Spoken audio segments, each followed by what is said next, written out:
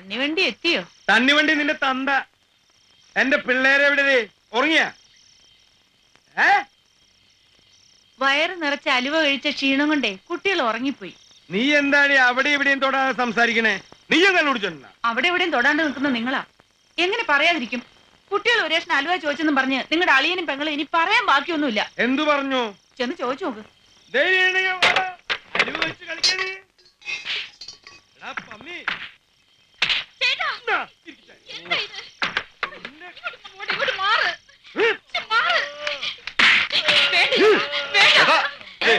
നിന്നെ കയ്യില് കുറച്ച് കാശുണ്ടെന്ന് വെച്ചിട്ടേ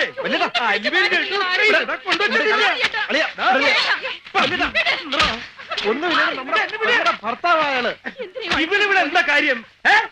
പെങ്ങളെ കെട്ടിയിട്ടുണ്ടെങ്കിലേ സ്വന്തം വീട്ടിൽ പോയി താമസിക്കുക. അലുവും ലഡുവും ഒക്കെ കള്ള മുമ്പിൽ വെച്ചിട്ടത്. ഞാൻ പോവാന്ന്, നീ വിട്ട്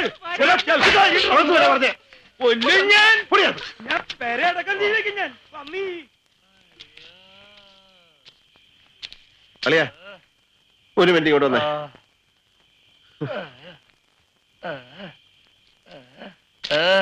അളിയനോട് എനിക്കൊരു കാര്യം പറയാനുണ്ട്. ഇതിനെ ചൊല്ലി ഞാൻ പ്രതികാരം ചെയ്യരുതെന്നായിരിക്കും.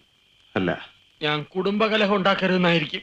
അല്ല, അളിയൻ ദയവ് ചെയ്ത് ഇനി ഈ വീട്ടിൽ അൽവ വാങ്ങിച്ചോട്ട് വരരുത്.